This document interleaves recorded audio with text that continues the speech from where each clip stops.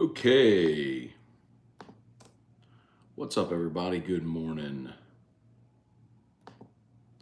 Welcome to a Sunday edition of Morning Scone presented by Brock, the Batter's Orthopedic Clinic, where Brock, Rock, and Wine is coming up on July 29th. Get your tickets, brortho.com. Hudco Roofing, hudcoroofing.com.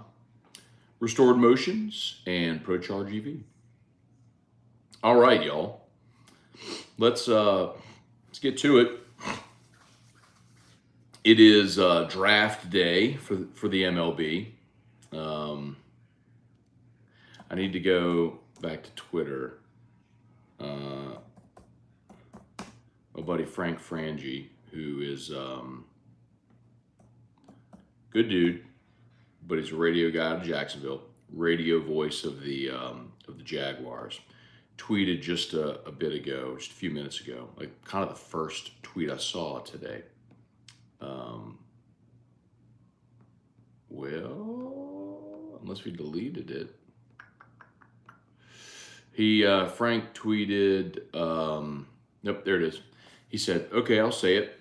Wyatt Langford is going to be a better major league player than Dylan Cruz. Yes, he's a Florida guy, so I'm probably biased. Cruz is terrific, but Langford has more power and will be better. If not Skeens, I hope Pirates draft Langford. I'm going to quote tweet that with the little, the gif of, was it Ryan from The Office? Taking the note.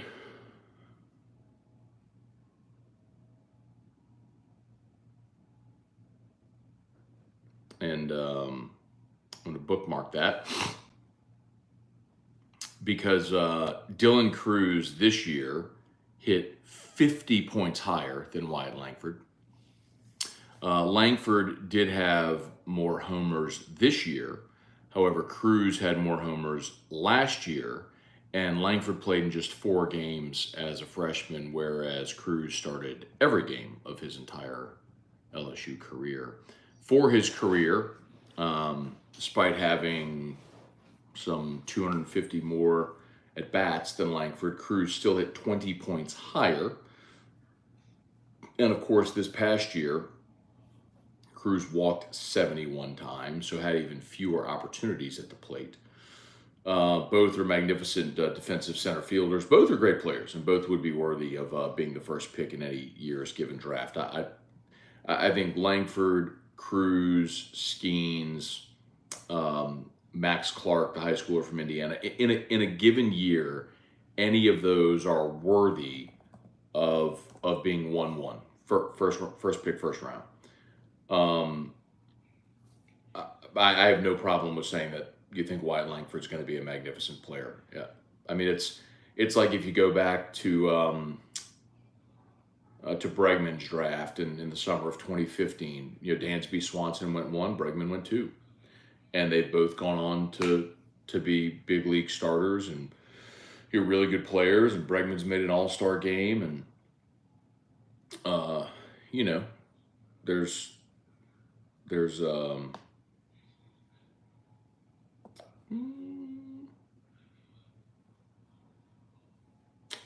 you know, you can make a case for either of them, which is perfectly cool and agreeable and just fine.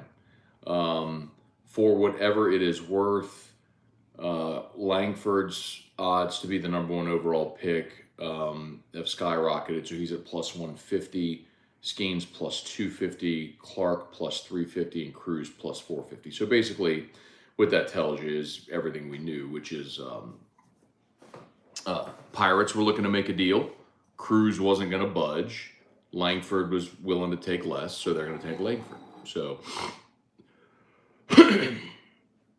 and that's not to say that Langford wouldn't be worthy of the number 1 pick, but if Cruz wants $10 million and Pittsburgh's not willing to give it to him, and Langford says, I'll take 8 to be the number 1 pick, okay.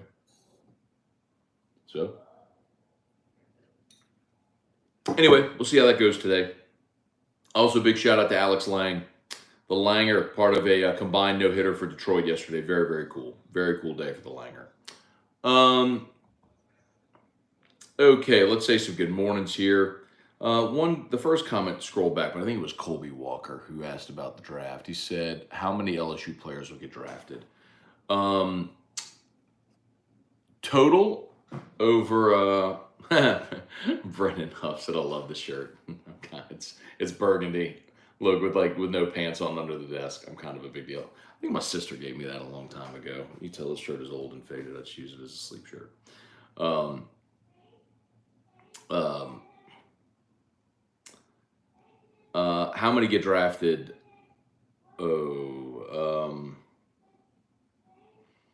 Okay. Cruz, Skeens, Floyd, obviously those three.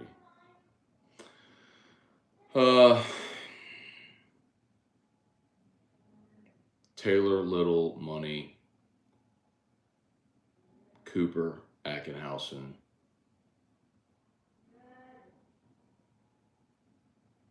Joe Bear.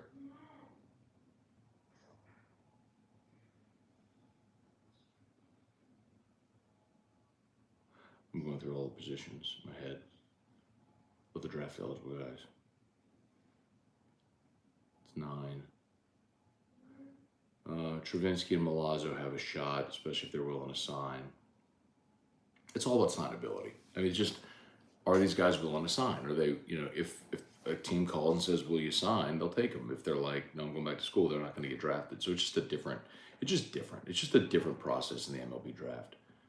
You can't trade picks either. You can only trade the competitive balance round picks. So you don't see wheeling and dealing and teams moving up or down. It's just, MLB draft is just different. Trivia Carter, good morning, thank you. Said happy belated birthday, thank you. Michael Huffpants, good morning. Wendell Norman, good morning. Brian Ashcraft.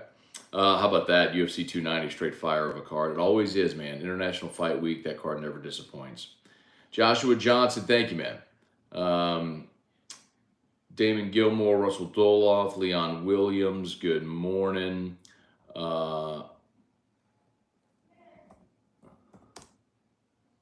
Let's see.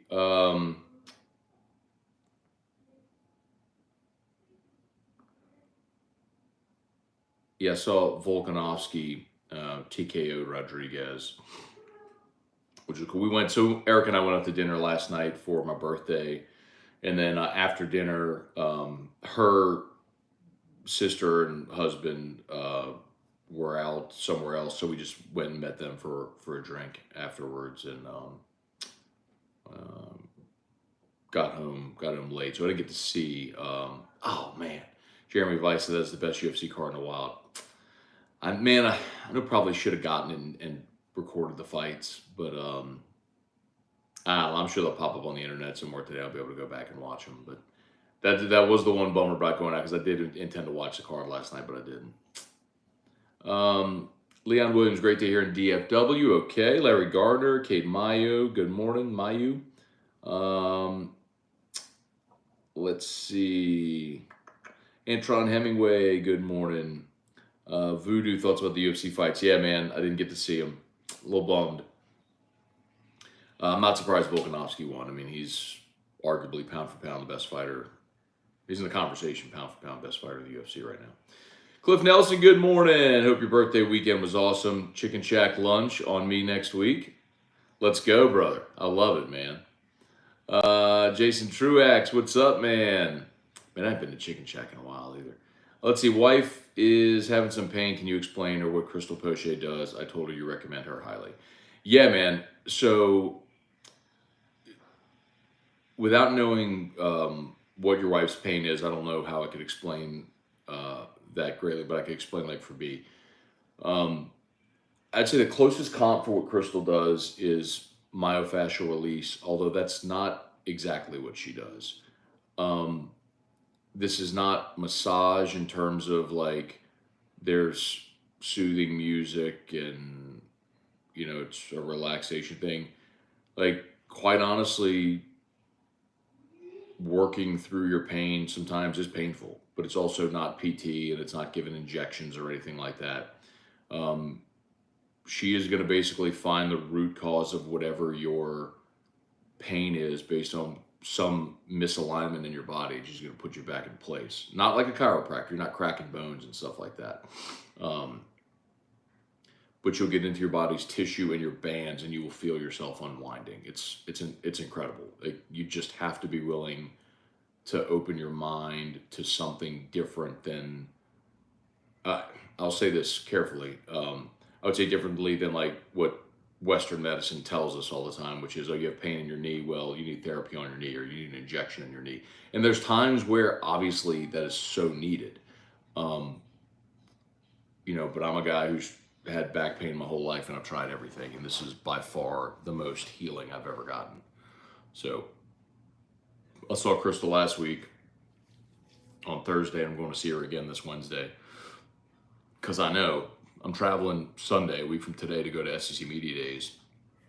And when I fly and when I sleep in a hotel bed, it screws up my back. So I want to be in as good a place as I possibly can before I go. And I'm going to go see her when I get back too. Brett DeGrow, good morning. And you know what, Truax? If you're interested, go look at my Instagram. Because if you scroll back, I do have videos on my Instagram of, now they're time-lapse videos, so it's like an hour-long session in 20 seconds or 30 seconds but you can kind of see a little bit of what it's like. Brett DeGrow, Matt, my Braves versus Orioles pick for the World Series doesn't look bad at the All-Star break. That is a good pick. Let's see. Cruise to the Yankees after a trade. They don't trade picks in the draft, man, unfortunately. You can only trade the competitive balance round picks. Ryder Jones, good morning. Brennan Huff, how many shows have you done pantless? I don't think any, Brennan. I think I've always had pants on here. Trivia. Gonna be in and out, about to fly to Dallas for work. Okay, man. Well, have a great Sunday, dude, if we miss you. Eric Waterrider, good morning, Matt. Enjoyed the talk with Mason Smith. Had some old Sunday Conversation vibes back when SportsCenter did that. Yeah, man, I remember Sunday Conversation. That was a cool feature they did. They wrote about that in the about Sunday Conversation in the ESPN book. Those guys have all the fun. I need to go back and look that up, because I think part of the reason they did Sunday Conversation, it was like when you were filling a 24-hour sports network, they needed something that could just eat up time, and so. Sunday Conversation did that, and then also it just ended up being a really good feature that people enjoyed. It was interesting.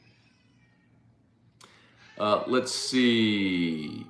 Michael B., good morning. Brambo, 14-1 national championship season, baby. JD5 winning the Heisman, 3,800 yards passing, 600 yards rushing, 40 touchdowns.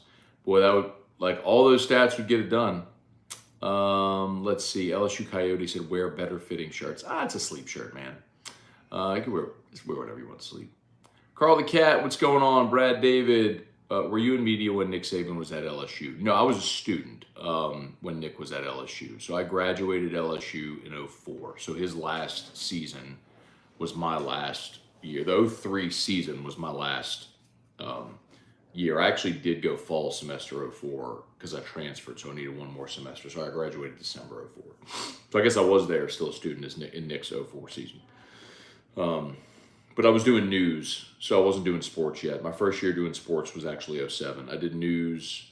I started working at WIBR in May of 2003, so I was still a student when I was in news. But from 2003 to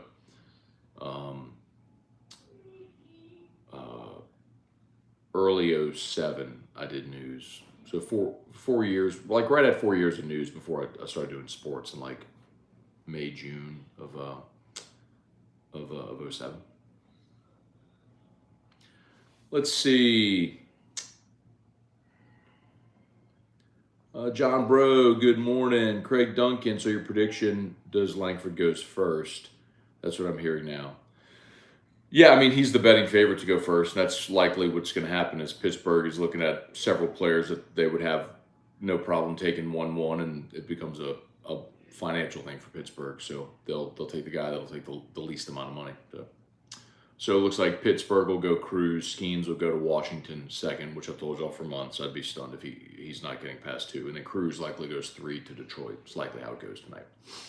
Blaine Smith looking like Northwestern head coach in some hot water. Yeah, I think they'll get through that. I don't know tons about it, but I know there was like a hazing thing, and so they suspended him for 2 weeks. I mean, he's not going to miss any games or anything as of right now, but, you know, wasn't anything. If you go read the report, he didn't even have like any knowledge or awareness of it happening. It was just like they have to do something to say they did something. But look at Shelly Melanson. Good morning from a much cooler Medford, Oregon. There you go, man. Good for you.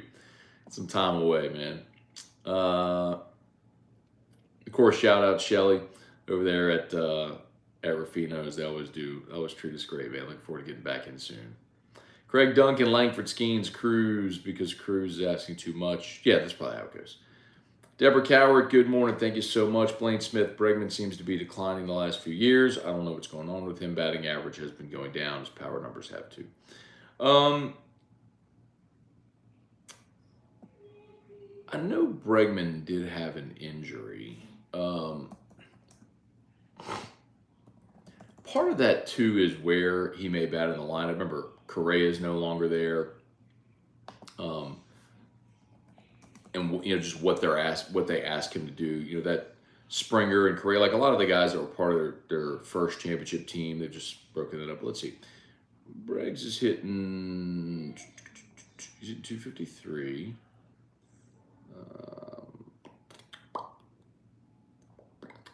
Is it 243 this year? Let's see. Wow, boys, that's crazy. It's already his 8th big league season, 7th full big league season. Wow. Let's see. Back in 17, he had 284, and then went 286 to 96. That was the year 2019 when he should have won the MVP. Was certainly the conversation. Then after that, he had 242, 270, 259, now 243. So the 270 in 21 was a bit of a bounce back, but he declined a bit last year. But not much. I mean, 11 points.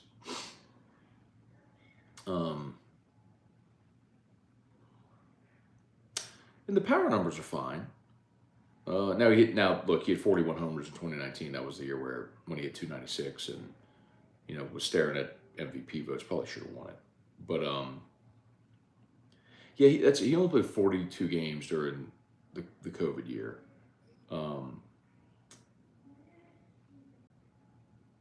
And then he played just 91 games in 21 of his injury. That's right. So last year was his first full season back since 2019, the year where he darn near won the MVP. So got time to get back on track. Bubba Smith, good morning. Bob Poole, good morning. Jordan Smith, does Ty Floyd go first round? I'm going to say yes, Jordan. I'm going to say Ty Floyd goes in round 1. All the recent mock drafts have him somewhere 20. I've seen him as high as 17 in Keith Law's mock draft. Kyler McDaniel had him 24. So yeah, I think he will. Craig Duke, UFC was fire. Sorry I missed it. Bart St. Germain, what's going on?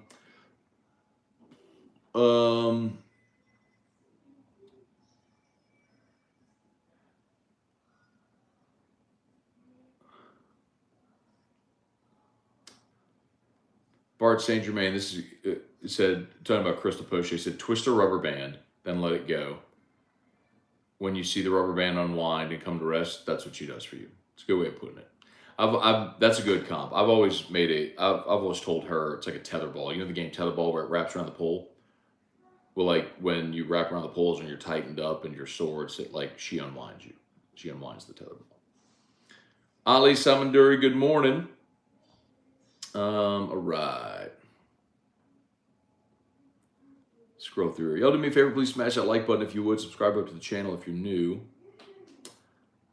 I know baseball and basketball make pennies compared to football, but with their ridiculous seasons and good football year, would you expect a record revenue year for LSU athletics? We got to keep in mind, man, if you're going to talk about a record revenue year, that's largely in part going to do with the payout from the league, which LSU only has a portion to do with, right? And honestly, you want your revenue to increase every year. Year over year, you want it to keep increasing.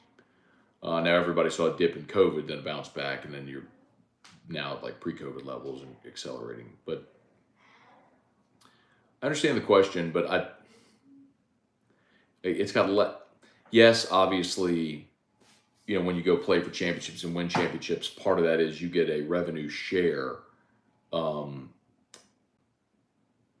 for playing in those events. But remember, like if a basketball team goes, so think about the women's basketball team. So the way that the NCAA divvies up the money is shares. So take the total number of games and divide it by the number of teams playing. And so there's that's how many shares are distributed of revenue evenly to the league. So if you have 8 men's teams in the big dance and your 8 teams end up playing 16 games, 20 games, well, you get 20 shares that all go into the SEC pot. So yes, it matters to LSU. I know what you're saying because of they're good, ticket sales, revenue, all that sort of stuff. But again, women's basketball loses money. Like women's basketball lost money this year. You just hope that they lose less money.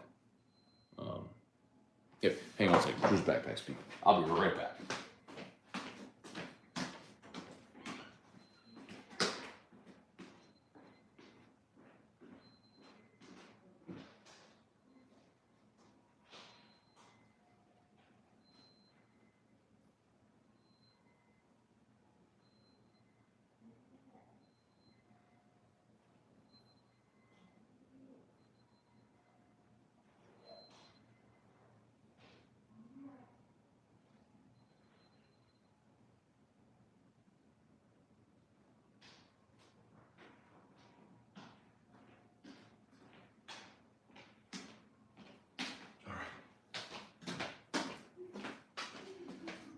So, so just one more thought. Like with women's basketball, for example, it's almost like you hope that to be a loss leader.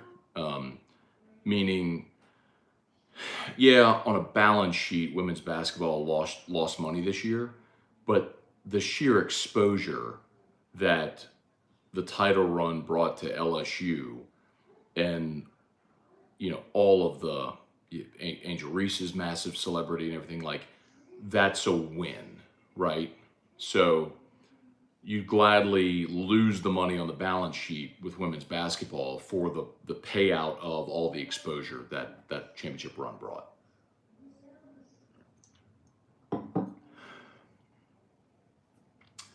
Let's see. Kyle Miller, good morning, Matt.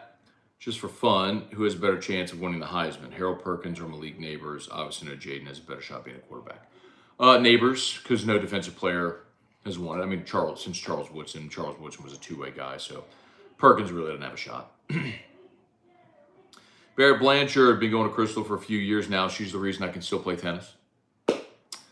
Hunter Picard, morning, Matt. Do you think Cruz and Skeens go 1-2, or are the Pirates cheap and going to spend less money on a high school kid? Yeah, Hunter, it doesn't seem like it's the high school kid. It seems like that it's Wyatt Langford from Florida is who's now the odds-on favorite to be the number 1 pick. But yes, they'll spend less money on Langford. I mean, that was the word that was going around last week, is that Cruz and his team wanted more than the slot value for number 1. So, Michael B, happy belated birthday. Thank you. Sucks getting older. I turn 45 next week as well. And if I don't sleep on my memory foam mattress, my back definitely feels it too. Go see Crystal Poche, man. She'll get you right. Brad David, why do so many people not understand that coaches' salaries are paid from private funds and not the university? Because, Brad, most people don't pay as close attention as you do. Perspective's a crazy thing. Like, I think about this a lot. When you allow, like, sometimes you think, like, everybody knows or understands something. Like, do you...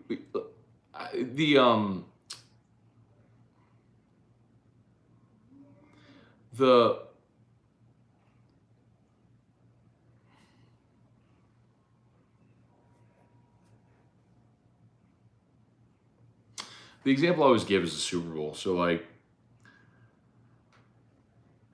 there's 330 million people in the United States, right? 100 million watch the Super Bowl.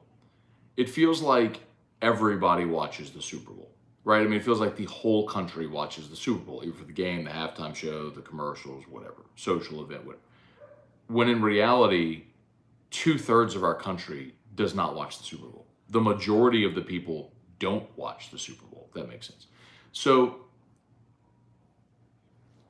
I say that only to say, like, sometimes wonder, like, how can people not understand how this works? It's because most people don't care enough, know enough, go deep dive enough into things to learn that nuance, which is okay. It's part of why I have my job and, you know, have the opportunity to do what I do. Anyway, Stevie Wonder said LOL at any team that passes on Skeens. Yeah, it's also, I get the irony that it's a blind man there saying even a blind man can see that Skeen. I get it. Yeah, but I do understand there's a couple of lines of thinking there, Stevie. Like the general rule is you go for the position player over the pitcher because pitchers are more prone to injury and they only pitch every 5th day. Whereas the position player, especially at a premium position like if Cruz or Langford are playing center field and batting in the middle of your lineup, they play every day. You know, the flip side of it is if you're one of those teams at the top of the draft, Pittsburgh, Washington, Detroit, you're likely never going to have the opportunity to get Paul Skeens. Because if Skeens goes and does what we all assume he will as a starting pitcher in the league, then when he hits free agency, someone will pay him $500 million, and that's not going to be Pittsburgh or Washington or Detroit. So it's like, and I'm telling you, that is Washington's thinking, which is why they want to draft Paul Skeens. And they already saw this for Strasburg. But the reason they want Paul Skeens is they know that he is probably immediately the number 2 guy in their rotation, and they can get 5 or 6 years out of him through arbitration or whatever may come, and before he hits free agency, and then someone else will pay him $500 million, but they'll get 6 years on the front end. They did the same thing with Bryce Harper, y'all. They let Bryce Harper walk to Philly because they weren't going to pay him.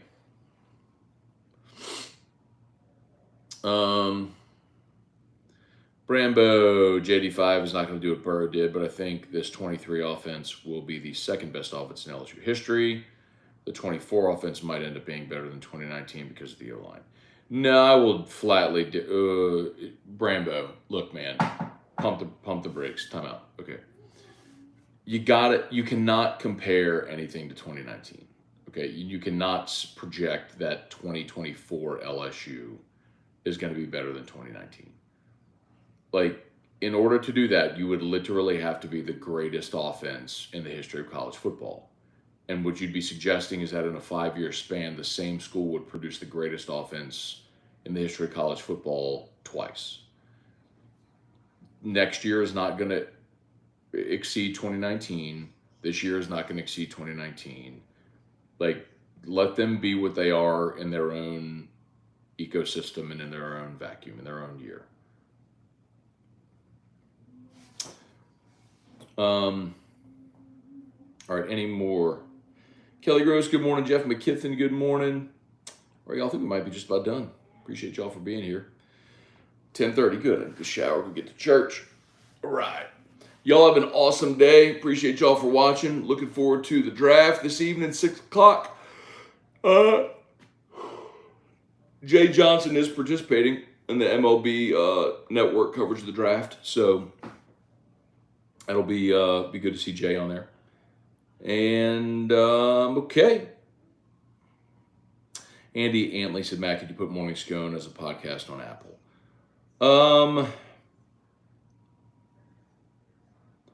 Probably. I don't know that there's a great desire for that, Andy, quite honestly.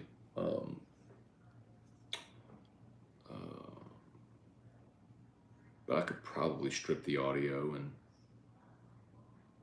turn it into a podcast.